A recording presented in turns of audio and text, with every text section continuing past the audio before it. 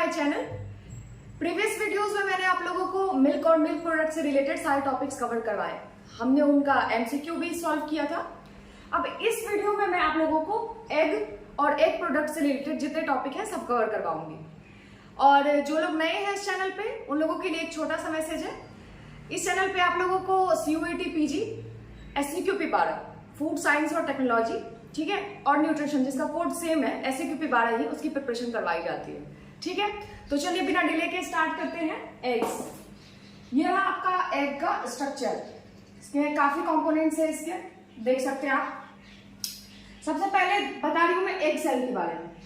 तो बेसिकली ये जो एग सेल होता है, एग का जितना वेट होता है उसका 8 to 11% वेट तो इस एग सेल का ही होता है। ठीक है, और ये एग सेल जो है ये इंटायरली कैल्शियम कार्बोनेट का बना होता है। ठीक है, इसके अलावा 1% कैल्शियम फॉस्फेट और 1% मैग्नीशियम कार्बोनेट, ये दो भी कंपोनेंट्स हैं। ठीक है, और ये एग सेल जो है देख रहे हैं यहाँ पे आपका ये सेल मेम्ब्रेन आ गया। ये सेल मेम्ब्रेन बेसिकली एक सेमी परमिएबल मेम्ब्रेन होता है। ठीक है, जो मॉइस्चर को अलाउ करता है। ठीक है, मॉइस्चर और एयर को अलाउ करता है कौन से, ये सेल मेम्ब्रेन। ठीक है, ये एक सेमी परमिएबल मेम्ब्रेन है। इसके अलावा अब आते हैं हम एक एक करके देखते जा रहे हैं एक लाइन से। चला जा, ये देख रहे हैं आप, ट्विस्टेड इन अपोजिट डायरेक्शंस। ये चला जाएगा जो बेसिकली जो इसका काम है उसका एक ही काम है, ये योग को सेंटर में होल्ड करके रखने में हेल्प करता है। ठीक है, सेंटर में इसकी पोजीशन को बनाए रखने में कौन हेल्प करता है, चला जा। ठीक है, ये देख रहे हैं आप, ट्विस्टेड है अपोजिट डायरेक्शंस में ये आपका। ठीक है, अब इसके बाद जो है आपका ये आता है वाइटिलिन मेम्ब्रेन, क्लियर सील होता है। ठीक है, और ये क्या करता है आपका एग योग को होल्ड करके रखता है। ठीक है, ये एग योग को आपका होल्ड करके रखता है। जर्म है या जर्मिनल डिस्क, तो एग में जो स्पर्म है वो कहां से एंटर करता है, इसी जर्मिनल डिस्क से एंटर करता है। ठीक है आपका। अब ये आपका एल्ब्यूमिन लेयर्स है ये। ठीक है, ये डेंस एल्ब्यूमिनस सैक है ये पूरा। ये वाला आपका इनर लिक्विड है। ठीक है, इसके अलावा ये बताया मैंने, ये दोनों तो आपका चला जा रही है।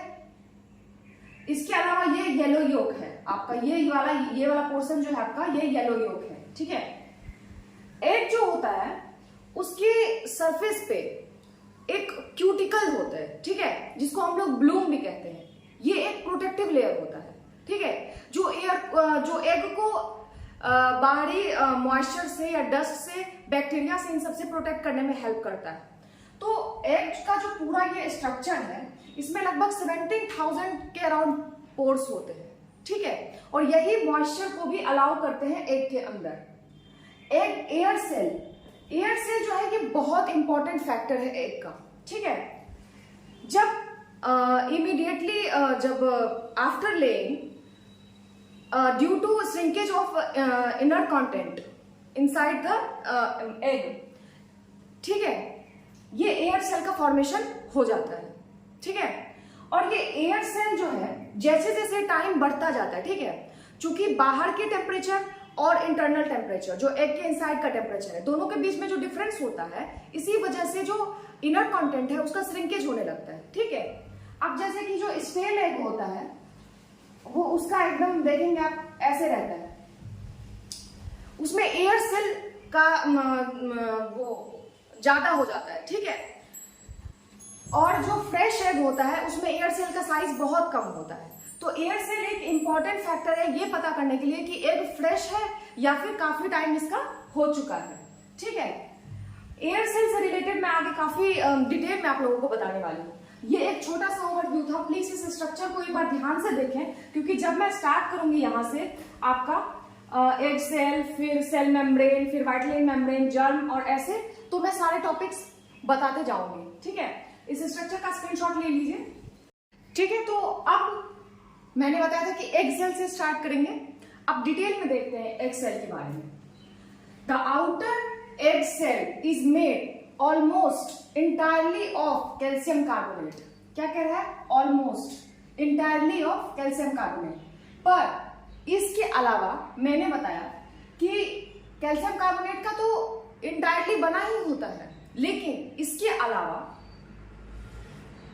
कैल्शियम फॉस्फेट और मैग्नीशियम कार्बोनेट ये भी प्रेजेंट होता है। ठीक है, तो ये आपका कैल्शियम कार्बोनेट जो है ये आपका 94% कैल्शियम कार्बोनेट। ठीक है, इसके अलावा 1% कैल्शियम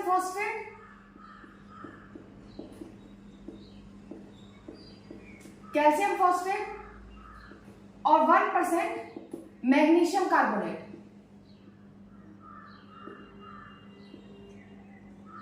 मैग्नीशियम कार्बोनेट ये भी प्रेजेंट होता है किसमें, एग सेल में। ठीक है, 1% कैल्शियम फॉस्फेट और 1% आपका मैग्नीशियम कार्बोनेट। ठीक है, तो ये ध्यान में रखेंगे। The outer egg shell is made almost entirely of calcium carbonate, 94% calcium carbonate, 1% calcium phosphate, 1% magnesium carbonate. ठीक है, and is covered with as many as 17,000 tiny pores। ठीक है, यही पोर्स जो है मॉइस्चर और एयर को अलाउ करते हैं। ठीक है, इनसाइड द एग। अब यहां अगर हमने यहीं पे हमारे पॉइंट्स क्लियर हो जा रहे हैं तो क्लास में ही याद हो जाएगा। ठीक है, इसीलिए ध्यान से साथ के साथ नोट भी करते जाइए। 1% कैल्शियम फॉस्फेट, 1% मैग्नीशियम कार्बोनेट। ठीक है, the cell also has a thin outermost coating called the bloom or cuticle that keeps out bacteria and dust। तो ये जो आपका ब्लूम और क्यूटिकल होता है ये एग के सरफेस पे होता है। ठीक है, और ये बैक्टीरिया या डस्ट इन सब चीजों को एग के अंदर एंटर नहीं करने के लिए देता है। ठीक है, तो ये एग को प्रोटेक्ट करता है। ये एक तरह से एग का एक प्रोटेक्टिव लेयर है। ठीक है, और बहुत इंपॉर्टेंट। ठीक है, बहुत इंपॉर्टेंट। अब आते हैं सेल मेम्ब्रेन। ठीक है, तो सेल मेम्ब्रेन बेसिकली क्या है, it is a semi permeable membrane. It is a semi permeable membrane which allows air and moisture to pass through its pores. ठीक है, ये एक सेमी परमिएबल मेम्ब्रेन है आपका। It is made up of protein and polysaccharides. तो ये किसका बना होता है, प्रोटीन और पॉलीसेक्राइड्स का। देखिए, सेल मेम्ब्रेन जो है ये आपका दो टाइप का होता है, आउटर सेल मेम्ब्रेन और इनर सेल मेम्ब्रेन। ठीक है, ये मैं थोड़ा सा डिटेल में बता रही हूं आप लोगों को। वैसे एफएसओ वगैरह के एग्जाम में ये सारे क्वेश्चंस पूछ ही देते हैं। ठीक है, तो ये जो आउटर सेल मेम्ब्रेन है आपका ये एग सेल से चिपका हुआ होता है। ठीक है, और जो इनर सेल मेम्ब्रेन है आपका ये एल्ब्यूमिन से चिपका हुआ होता है। ठीक है, आउटर सेल मेम्ब्रेन जो है आपका, आउटर सेल मेम्ब्रेन ये 6 लेयर ऑफ फाइबर्स का बना होता है। ठीक है, 6 layers of fibres, outer cell membrane. ठीक है, और ये इनर सेल मेम्ब्रेन जो है आपका इसमें 3 लेयर्स ऑफ फाइबर का बना होता है। लेकिन आउटर सेल मेम्ब्रेन और इनर सेल मेम्ब्रेन अगर एक वर्ड में बोला जाए तो ये केराटिन का बना होता है। ठीक है, ये दोनों entirely made up of keratin. ठीक है, and outer cell membrane has 6 layers of fibres and inner shell membrane contains 3 layer of fibres. ठीक है, आउटर सेल मेम्ब्रेन आपका क्या होता है, sticks to the egg shell, sticks to the egg shell, and inner shell membrane is the sticks to the albumin. ठीक है, ध्यान से देखिए सारे पॉइंट्स को, और स्क्रीनशॉट लेने से ज्यादा अच्छा है कि आप नोट डाउन करते जाइए, क्योंकि स्क्रीनशॉट हो सकता है कि मैंने कुछ चीजें बहुत ही छोटे में लिखा हुआ है वो आप लोगों को ठीक से विजिबल भी नहीं हो रहा होगा। क्या है कि आपको पता है टॉपिक बहुत बड़ा है और इसको कवर करवाने में काफी टाइम लगेगा। ठीक है, और मिल्क में काफी वीडियोस हो गए थे, इसीलिए मैंने कोशिश कर रही हूँ कि एग में मैं आप लोगों को एक वीडियो में जितना हो सके मैक्सिमम कंटेंट दे पाऊँ। ठीक है, तो चलिए फिर यहां तक आप लोग नोट डाउन कीजिए। ठीक है, तो ये तो वही एक पॉइंट है आउटर मेम्ब्रेन और इनर मेम्ब्रेन जो मैंने अभी बताया कि आउटर मेम्ब्रेन आपका sticks to the egg shell and made up of 6 layers of fibres. ठीक है, और इनर मेम्ब्रेन जो है आपका एल्ब्यूमिन से स्टिक होता है और ये 3 लेयर्स ऑफ फाइबर का बना हुआ होता है। ठीक है, अब इसके बाद आते हैं चलाजर। चलाजा जो है strands that are twisted in opposite directions, ठीक है, अपोजिट डायरेक्शंस में ट्विस्टेड होता है, ये मैंने स्ट्रक्चर पे भी बताया था। Anchor the yolk in the centre of the egg, बहुत इंपॉर्टेंट है, इस बार का आया हुआ क्वेश्चन है ये कि योक को सेंटर में रहने में कौन हेल्प करता है, ठीक है, तो ये आपका चलाजा है। The more prominent the chalazae the fresher the egg, तो चलाजा जितना ज्यादा प्रोमिनेंट होगा उतना ही ज्यादा हमें एग की फ्रेशनेस का पता चलेगा, ठीक है, कि एग फ्रेश है या नहीं है। एज अ फैक्टर भी हम लोग यूज करते हैं, ठीक है, जब कैंडलिंग करते हैं उसमें, ठीक है। तो अब जो नेक्स्ट है वो हमारा व्हाइट लाइन मेम्ब्रेन, ठीक है। तो ये व्हाइट लाइन मेम्ब्रेन जो है ये मैंने बताया था क्लियर सील होता है, ठीक है, विच होल्ड्स द एग योक, ठीक है। एग योक को ये जैसे यहाँ ये योक है तो ये ऐसे होल्ड करके इसको रखने में हेल्प करता है, कौन, व्हाइट लाइन मेम्ब्रेन, ठीक है। एग व्हाइट और एल्ब्यूमिन, एग का जो व्हाइट पोर्शन होता है, ठीक है, उसको हम लोग क्या बोलते हैं, एग व्हाइट और एल्ब्यूमिन, ठीक है। इसमें एक थिक और दो थिन लेयर्स होते हैं, ठीक है। दो जो थिन लेयर होता है वो एक थिक लेयर को बीच में होल्ड करके रखता है, ठीक है। दोनों साइड से इधर आपका ये थिन लेयर्स होते हैं और बीच में थिक लेयर होता है। तो जो फ्रेश एग्स होते हैं इसमें ये थिक लेयर जो होता है ये ज्यादा प्रोमिनेंट होता है, ठीक है। तो इससे पता चलता है कि एग की स्टेलिंग नहीं हुई है, ये एक फ्रेश एग है, ठीक है। तो देखते हैं हम लोग एग व्हाइट और एल्ब्यूमिन जो है आपका ये दो, एक थिक और दो थिन लेयर्स जो होता है। तो जो थिन वाला होता है उसको देख रहे हैं। Exterior albumin, exterior albumin, outer thin albumin, ठीक है, outer thin albumin, a narrow fluid layer next to the shell membrane, ठीक है। ये है आपका क्या, एक्सटीरियर एल्ब्यूमिन। अब इसके बाद जो मिडिल एल्ब्यूमिन है जिसको हम लोग इनर थिक एल्ब्यूमिन भी बोलते हैं, जिसको मैंने बताया कि ये दो थिन लेयर जो है ये एक थिक लेयर को बीच में होल्ड करके रखते हैं, ठीक है। Also known as chalaziferous layer, पूछ लेगा ये कि इनर थिक एल्ब्यूमिन को हम लोग और किस नाम से भी जानते हैं, चलाजीफेरस लेयर, ठीक है। Also known as chalaziferous layer is a dense matted fibrous capsule of albumin around the vitelline membrane of the egg yolk, ठीक है। मिडिल एल्ब्यूमिन जो है आपका ये रिच सोर्स होता है, राइबोफ्लेविन और प्रोटीन दोनों का रिच सोर्स होता है, कौन, मिडिल एल्ब्यूमिन, ठीक है। और ये ज्यादा प्रोमिनेंट होता है फ्रेश एग में, ठीक है। तो अब हम लोग देखेंगे कि येलो योक क्या होता है। तो एग का जो व्हाइट पार्ट होता है उसको हम लोग एग व्हाइट और एल्ब्यूमिन बोलते हैं, और जो उसका येलो पार्ट होता है उसको हम लोग एग योक बोलते हैं, ठीक है। तो ये जो येलो योक होता है ये कवर्ड होता है वाइटलिन मेम्ब्रेन से, ठीक है, जो योक को होल्ड करके रखने में हेल्प करता है। ये वाइटलिन मेम्ब्रेन एक सील है, क्लियर सील, जो एग योक को होल्ड करके रखता है। It has a germ spot, इसमें एक मैंने बताया था यहाँ पे जर्म स्पॉट भी प्रेजेंट होता है, ठीक है। और एग योक जो है एक नेचुरल इमल्सिफायर की तरह हम लोग यूज करते हैं, क्यों, क्योंकि इसमें लेसिथिन काफी रिच अमाउंट में प्रेजेंट होता है, ठीक है। तो it is a rich source of lecithin. इसके अलावा इसमें काफी विटामिन पाए जाते हैं, जैसे vitamin A, vitamin D, B2, B3, zinc, magnesium, ये माइक्रो न्यूट्रिएंट्स वगैरह भी काफी कंटेन करता है येलो योक। इसके बारे में भी मैं आगे बताऊंगी।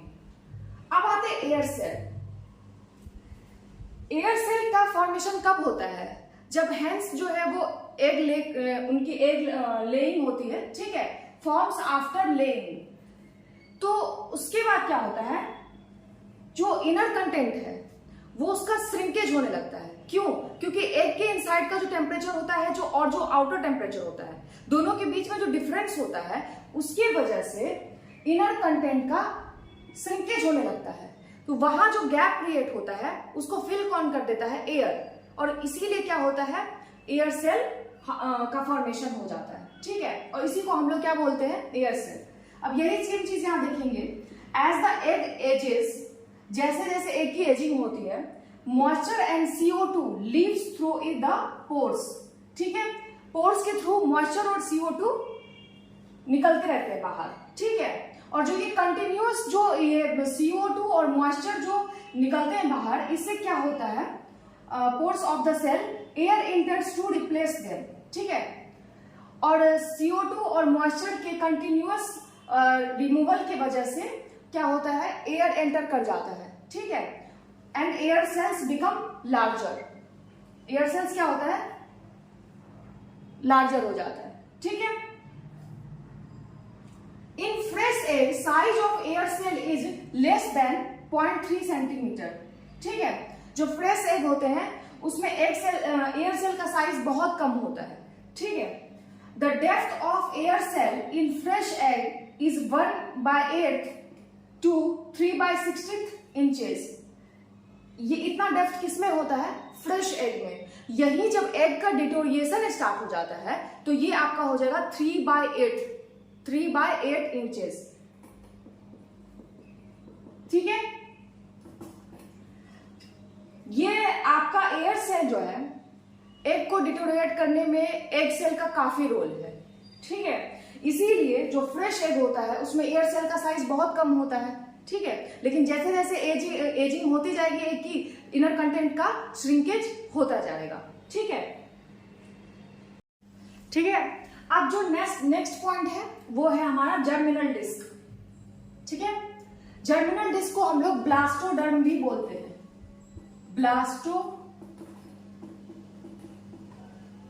ब्लास्टोडर्म बहुत इंपॉर्टेंट ये है, किसमें, एक एग का ये बहुत इंपॉर्टेंट कंपोनेंट है, ठीक है। A small circular white spot, और इसकी साइज जो होती है 2 to 3 mm के क्रॉस होती है, ठीक है। A small circular white spot on the surface of yolk. It is where the sperm enters the egg. ठीक है, एग योक के सरफेस पे प्रेजेंट होता है, ठीक है, आपका ये germinal disc. The embryo develops from this disc, embryo का डेवलपमेंट इस डिस्क के थ्रू होता है, ठीक है। And gradually send blood vessels into the yolk to use it for nutrition as the embryo develops, ठीक है। तो ये जर्मिनल डिस्क देखने कितना इंपॉर्टेंट है। यहीं से इसी जर्मिनल डिस्क से स्पर्म एंटर करता है एग में, और फिर एम्ब्रियो का डेवलपमेंट भी होता है इसी जर्मिनल डिस्क के थ्रू। कि इसमें जो है क्या, ये ब्लड वेसल्स जो है ये योक में एंटर करते हैं इसी जर्मिनल डिस्क के थ्रू, ठीक है।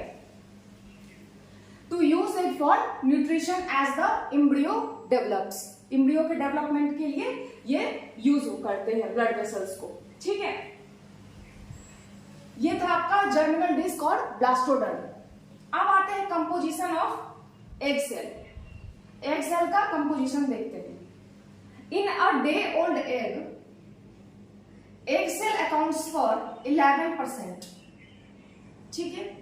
एग सेल कितना परसेंट होता है, 11% प्रेजेंट होता है, ठीक है।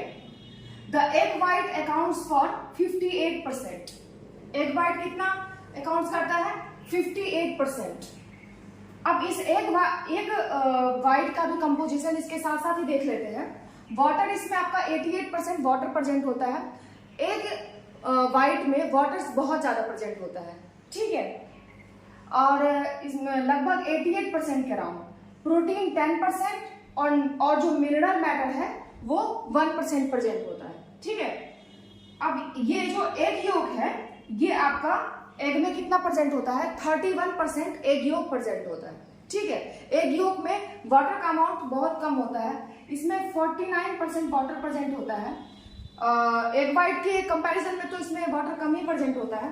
प्रोटीन आपका 16.7% प्रेजेंट होता है, ठीक है, 16.7% प्रोटीन, और फैट 32%, ठीक है। तो अब हम लोग देखेंगे एग प्रोटीन्स के बारे में।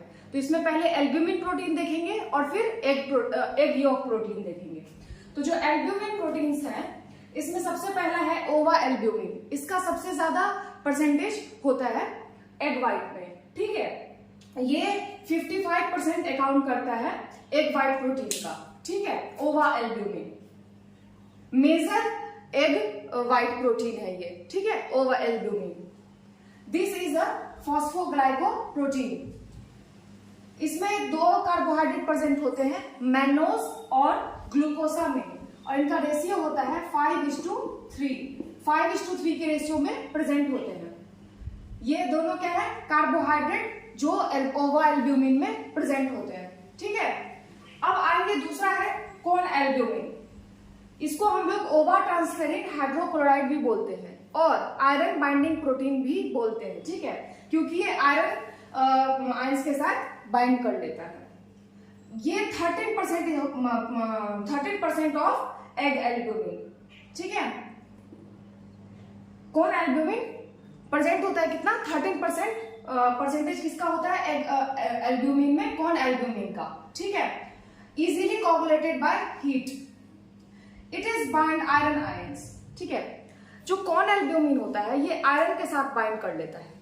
तो एक माइक्रो ऑर्गेनिज्म जो है वो साइगेला डिसेंट्रियाई, ठीक है, उसको अपने न्यूट्रिशन के लिए आयरन की जरूरत है।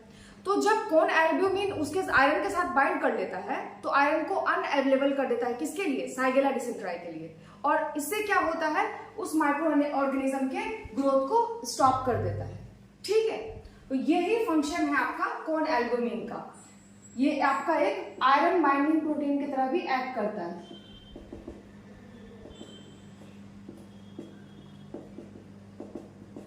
ठीक है, नोट डाउन कीजिए। ठीक है, तो अब जो नेक्स्ट है हमारा वो है हमारा ओवोम्यूकॉइड।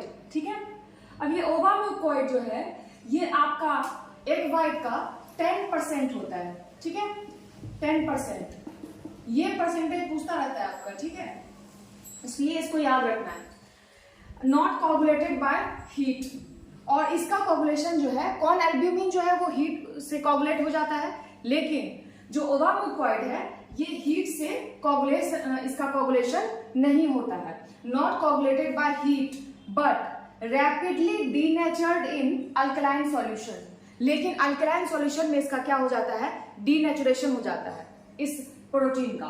ठीक है, कंटेन्स ग्लाइकोप्रोटीन। ठीक है, ये ग्लाइकोप्रोटीन कंटेन करता है। ग्लाइकोप्रोटीन क्या है, कार्बोहाइड्रेट और प्रोटीन दोनों, जैसे जो ओलिगोसैकेराइड चेन होते हैं वो आपके पॉलीसैकेराइड चेन के साथ जुड़ जाते हैं। ठीक है, पॉलीपेप्टाइड चेन्स के साथ ओलिगोसैकेराइड्स, तो उसी को हम लोग ग्लाइकोप्रोटीन कह देते हैं। ठीक है, तो ये ग्लाइकोप्रोटीन जो है आपका, ये कौन कौन से प्रेजेंट होता है, मैनोज और ग्लूकोसामिन। ये सब क्वेश्चन आपका पूछता है। ठीक है, कि कौन कौन सा ग्लाइकोप्रोटीन जो है आपका ओवोम्यूकॉइड में प्रेजेंट होता है। ठीक है, नाम से ही पता चल रहा है, ग्लाइको और प्रोटीन, कार्बोहाइड्रेट और प्रोटीन, इन दोनों का कॉम्बिनेशन।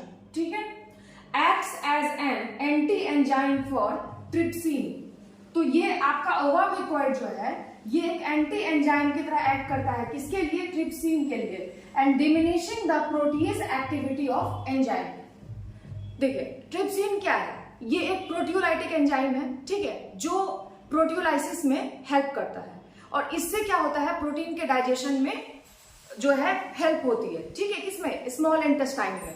तो ट्रिप्सिन आपका बेसिकली क्या है, एक प्रोटियोलाइटिक एंजाइम है जो प्रोटियोलाइसिस में हेल्प करता है। ठीक है, and further helps in digestion of protein. ठीक है, तो प्रोटीन को तोड़ता है, जैसे कि हमने पढ़ा हुआ है ना कैटाबॉलिज्म एनाबॉलिज्म, वैसे ही बिल्कुल।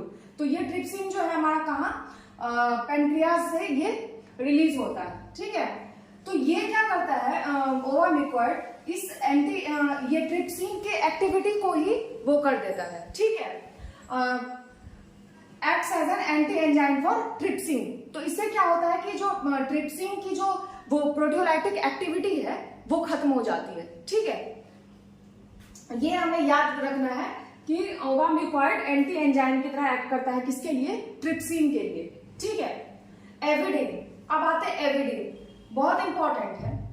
0.05% of the egg white binds biotin and makes it unavailable. ये भी क्या करता है, बायोटिन के साथ बाइंड कर जाता है। ठीक है, और क्या करता है, ये इसको अनअवेलेबल कर देता है बॉडी के लिए। ठीक है, इसी को हम लोग एंटी न्यूट्रिशन फैक्टर भी बोलते हैं, जो सीरियल्स में जो कुछ एंटी न्यूट्रिशनल फैक्टर्स होते हैं। ठीक है, उसी तरह ये भी होता है एविडिन आपका, ये बायोटिन के साथ बाइंड कर लेता है और इसको अनअवेलेबल कर देता है बॉडी के लिए, ठीक है। लेकिन क्या होता है कि ये इसका डीनेचुरेशन जो है वो हो जाता है, किससे? हीट के कांटेक्ट में आने से एविडीन का डीनेचुरेशन हो जाता है, ठीक है। तो ये क्वेश्चन आपका हमेशा पूछता है कि एविडीन जो है वो किसको अनअवेलेबल कर देता है, किसके साथ बाइंड कर लेता है? बायोटिन के साथ, और इसको क्या करता है? अनअवेलेबल कर देता है, ठीक है। ठीक है, तो अब जो है हमारा वो है नेक्स्ट क्या है? ओवा ग्लोब्यूलिन, ठीक है। ये 0.1% ऑफ एग वाइट, ये इसका परसेंटेज कितना होता है? 0.1%, ठीक है। ओवा globulin responsible for foam formation. ये ओवा ग्लोब्यूलिन जो है ये बेसिकली हेल्प करता है किसमें? जब हम लोग एग की विपिंग करते हैं तो जो फॉर्म का फॉर्मेशन होता है उसके लिए कौन रिस्पॉन्सिबल होता है? ओवा ग्लोब्यूलिन, ठीक है। इट एक्ट्स एज ओवा इनहिबिटर ऑल्सो, ठीक है। इनहिबिट्स ट्रिप्सिन एंड कीमोट्रिप्सिन, ये भी ट्रिप्सिन और कीमोट्रिप्सिन एंजाइम के एक्टिविटी को इनहिबिट करता है, ठीक है। अब आते हैं नेक्स्ट हमारे क्या? ओवाम्यूसिन, ये कितना होता है? 2% ऑफ एग वाइट, ओवाम्यूसिन, ठीक है। Responsible for jelly like structure of egg white, और ये क्या है? ये जेली लाइक जो स्ट्रक्चर होता है एग वाइट का उसके लिए रिस्पॉन्सिबल होता है। तो ओवा ग्लोब्यूलिन फोम फॉर्मेशन के लिए देखिए आया हुआ क्वेश्चन है ये सब, और ये जो ओवाम्यूसिन है हमारा, ये हमारा जेली लाइक फॉर्मेशन के लिए, ठीक है। ओवाम्यूसिन इनसॉल्युबल इन H2O, ठीक है, but soluble in diluted salt solution. H2O में तो वैसे ये इनसॉल्युबल होता है जो नॉर्मल वाटर होता है, ठीक है। लेकिन जब सॉल्ट सॉल्यूशन बनाते हैं उसका डाइल्यूटेड साल्ट सॉल्यूशन, तो उसमें ये सॉल्युबल हो जाता है ओवाम्यूसिन हमारा, ठीक है। Inhibits influenza virus activity. अब ये एक इंपॉर्टेंट पॉइंट है, जो ये आपका ओवाम्यूसिन है ये इन्फ्लुएंजा वायरस जो होता है उसकी एक्टिविटी को रोकता है। अब ये इन्फ्लुएंजा वायरस क्या है? ये इन्फ्लुएंजा वायरस जो है ये आपका